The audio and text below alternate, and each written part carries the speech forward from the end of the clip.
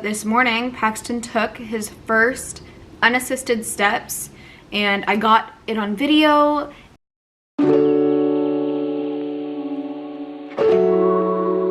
Good morning, you guys, and welcome back to my channel. My name is Brittany, if you don't already know me from my TikTok and my Instagram. This is Paxton. You say hi? Okay. And today I'm just going to be doing a Q&A, a little updated one for all of our new friends and family that are on our YouTube now. So yeah, let's get into it. So these are literally just a mix of questions, and I don't think we have really a specific theme going on here. Make another one with Chance if it comes down to like relationship stuff. So what have you been doing for postpartum hair loss? I'm struggling over here.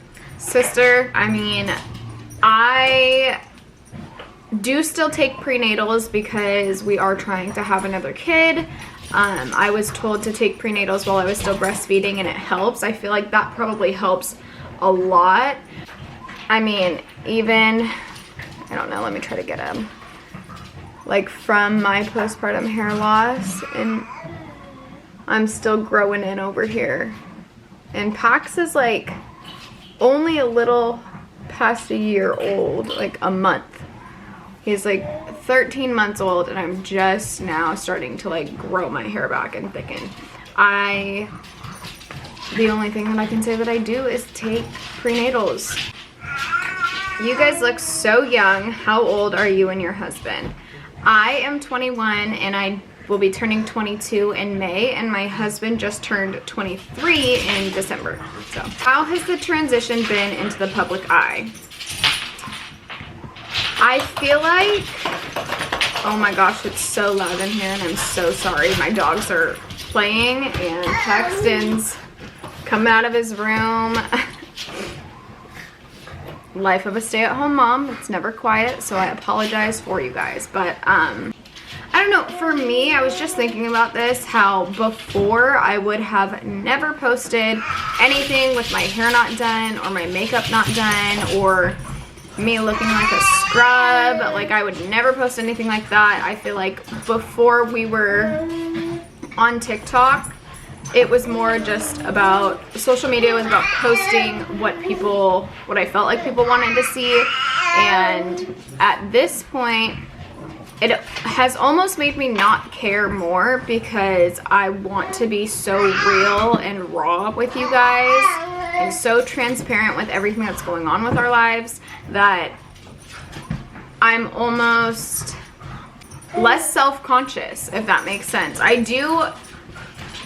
don't know, it's hard because what I post about and like what I talk about on all of our platforms is parenting and being a mom, and being a mom to a child who is deaf or hard of hearing, and going through all of these appointments and everything like that. And that's not something that anyone can ever try to tell me that I'm a bad person for, if that makes sense. Like, if there's one thing that I'm doing right in the world, it's the way that I'm raising my child, if that makes sense. Like, I'm very confident in myself when it comes to parenting. It does kind of suck though, because like my Instagram and my TikTok and stuff like that, like I can't just post whatever I want whenever I want, because now I have people on here looking at everything that we do, and especially with this generation, I don't want to be canceled for something that may have been taken the wrong way. I don't know. I hope that answered that question. I feel like I need to think about that one a little bit more before I can really go into it. How did you come up with Paxton's name? Love it. Well, thank you. And I think just like any other person, you just kind of like look at names, you know, we make our little baby name list before we have kids. And I think it was that I was doing that. I made my list of names that I liked, and when we got pregnant, I gave them to Chance, and I said, hey, pick one. These are your options. And Paxton was his first favorite for a boy, and his middle name Kai. I like under. You okay? You say. okay? Yeah, you're good. You say, I'm good. Yeah. You drinking water? Thirsty? No, it's yours. Thank you. Thank you for sharing. Anyways, but Paxton's middle name, I know that a lot of people choose to go with like family names and stuff like that, and maybe eventually that's something that we'll do as well, but for me, I am like a firm believer in your name is like something that represents you, if that makes sense, and I like the actual name in itself to have meaning. And so we chose Kai. This was like right when we found out we were pregnant. It was a middle name that I liked, and we were just kind of putting it together with all the other names. And Kai means strong and unbreakable. It kind of makes me emotional because in a way, like, the world knew that this name was going to fit him perfectly. Like, are you kidding me? Open heart surgery at 2 days old, closed up at 4 days old, cochlear implant surgery, literally everything that I could imagine has hit him as a brand new baby. And he literally takes this like it's nothing.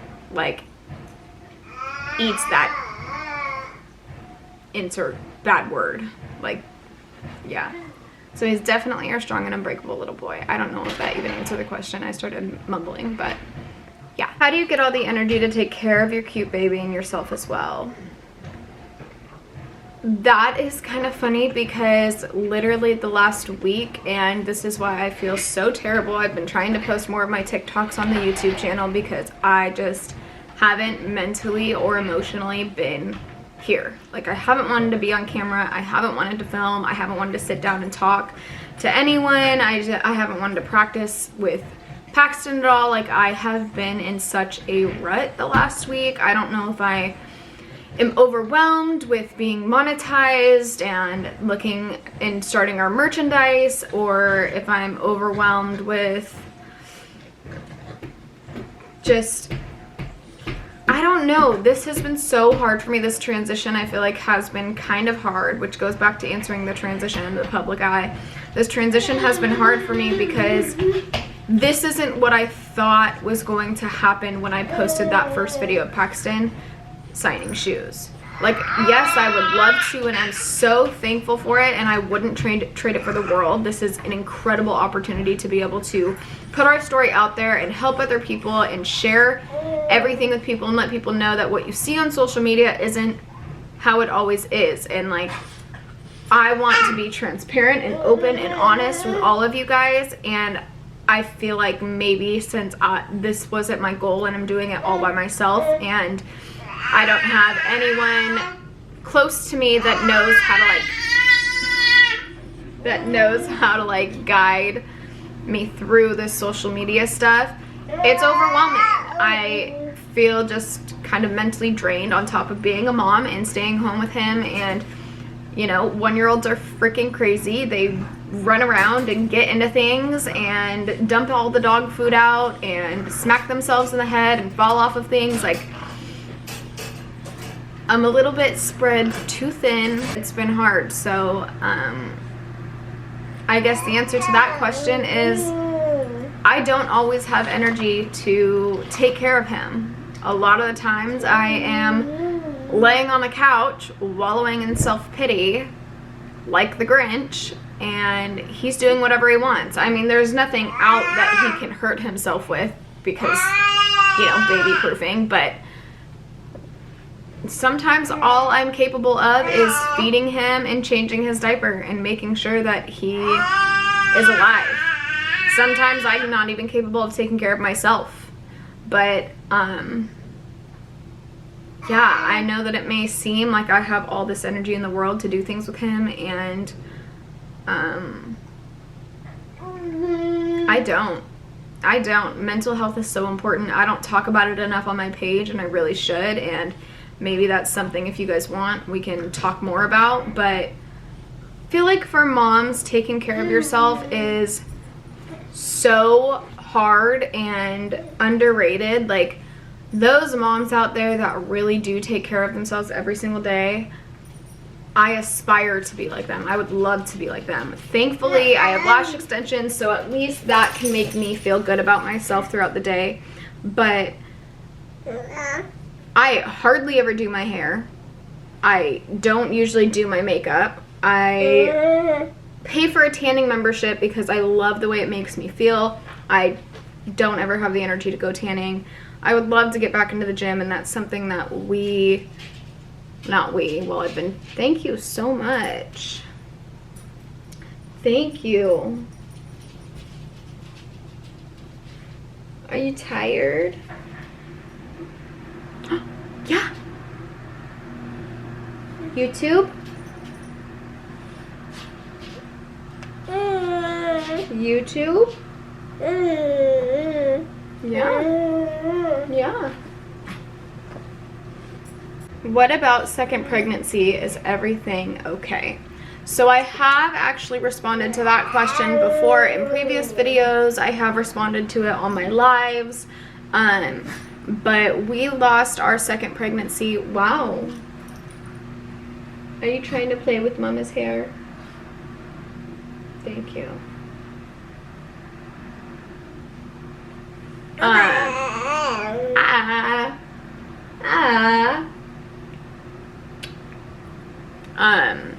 We lost our second pregnancy a few days after we announced, and no, it's not something that we announced after we lost the pregnancy. It's not something that we felt like we needed to. It's been a private thing. We've been taking time to, I guess, mourn the loss, and we're better now. Now, you know, it's been almost a year since we lost the pregnancy, but so second baby will be born when the world allows it. Pregnancy loss is hard. It was not easy.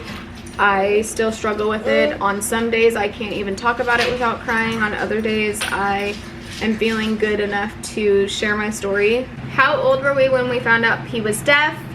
He was 2 months old when we found out he was deaf. We were supposed to do the newborn hearing screening before we left the hospital, but that was the only thing that was keeping us in the hospital, and it's something we could have done outpatient after his open heart surgery. So they released us, and we were able to do that outpatient a couple weeks after we got home. And yeah, that was the one appointment since finding out about his heart defect that I went to alone, because we thought everything was fine, and you know, oh, it's just a hearing appointment, like this has nothing to do with his heart, we're gonna be fine, this doesn't matter. And that was one of the other situations that I wish I would have had Chance there with me, and I know that he wishes he could have been there with me. And how do we plan to teach our baby? Do we plan on homeschooling him or sending him to a school? And the answer to that question is, drumroll please, we're homeschooling. We decided before we even had him or planned to have any kids that homeschooling was going to be our first option, and then when they get old enough that we feel they're ready to go into public school and have everyone's opinions impact their brain, and them still be able to have their own opinions and not be so, maybe like the word that I'm looking for is like impressionable, you know? Even if it comes down to it and he gets to 8 years old and he says, Mom, Dad, I'm ready to go to school with all the other kids, we'll do that. That's fine. We have no problem with sending him to school when he's ready to go to school. But yeah, I mean, say he never asked to go, at least by junior high he's gonna be in public school, and he will be a mainstream kid unless he says otherwise. If he says he doesn't like to be mainstream and he wants us to find a deaf school for him, we can do that. But for all of our kids, not just Paxton, not just because he's deaf, not for any other reason other than that is our parenting choice, all of our kids will be homeschooled up until either we feel they're ready to go to school or they feel they're ready to go to school. Any higher risk for medical issues with future babies, like the heart disease or the hearing loss. And from my understanding, no. We've talked to all of our doctors about it. They have told us that what Paxton has had is not genetic. We are doing for his hearing loss a genetic testing trial to just have it all ruled out. That's what we would love to do. So we will be doing that. It's non-invasive. That's the only reason why we're doing it. If it was invasive, we wouldn't get tested. We're not willing to put his body under any more stress than it's already been through. But from our understanding, it's very, very unlikely. It makes the chance like 1% higher, but it's still, you know, under 5% that any of our other kiddos could come out with any of the same issues that Paxton has. Obviously, nothing's impossible, but, you know, if it were to happen, I do feel like we're prepared.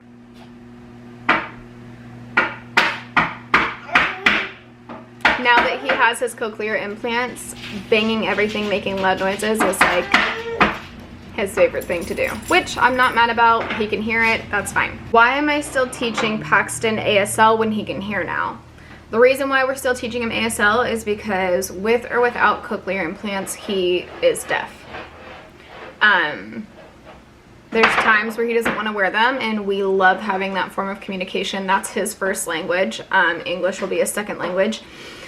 And yeah, it's, first of all, it's just an awesome way to be able to communicate with your child regardless, but he's deaf.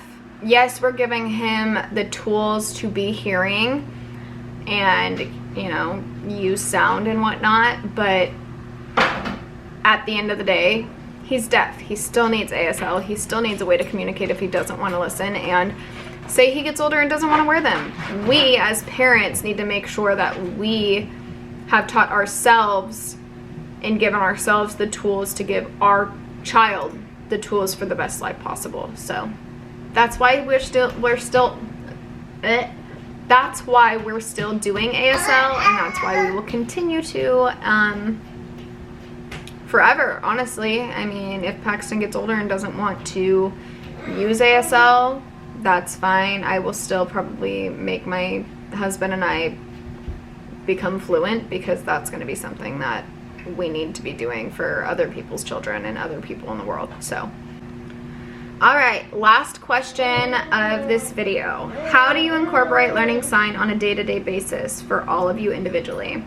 For Chance, it's more of when he gets home and he doesn't know a word, he'll ask me. If I don't know it, we Google it. That's how he incorporates it every single day, as we try to tell Paxton how our day was, or what we're doing, or what he's doing, or, you know, just talking to him in English, just having a normal conversation in English, but using sign language as well. For Paxton, we find something that we use every day that can be something that we consistently talk about. So we use water and milk, and we say signing time for his videos in the morning, and we say eat, and mama, no, not mama, okay, and we say dad, and all of that stuff. But that's how we do it for him.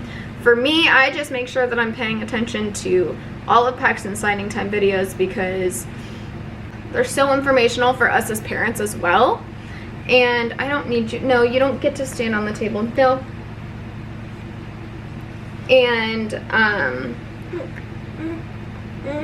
I was doing really well. Right now I haven't been doing as well, but I do go to our early intervention services ASL class. They aren't having one right now, but we were doing that weekly.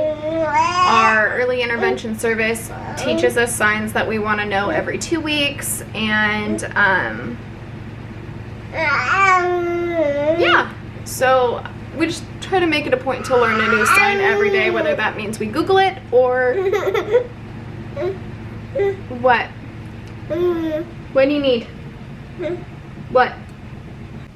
I I think that it's also kind of hard right now with you guys. Like, you see me filming and I'm not using ASL a whole lot. And one, it's because I don't know a whole lot. I'm not fluent. I don't use ASL every single time that I talk to Paxton because we're working on English now. And right now that's really important. We still use ASL when we're teaching him English words, like specifically.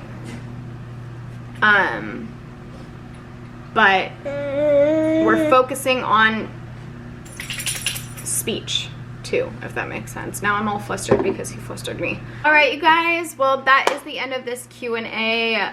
Paxton got me a little bit flustered. He's starting to get fussy, so that is my cue to stop.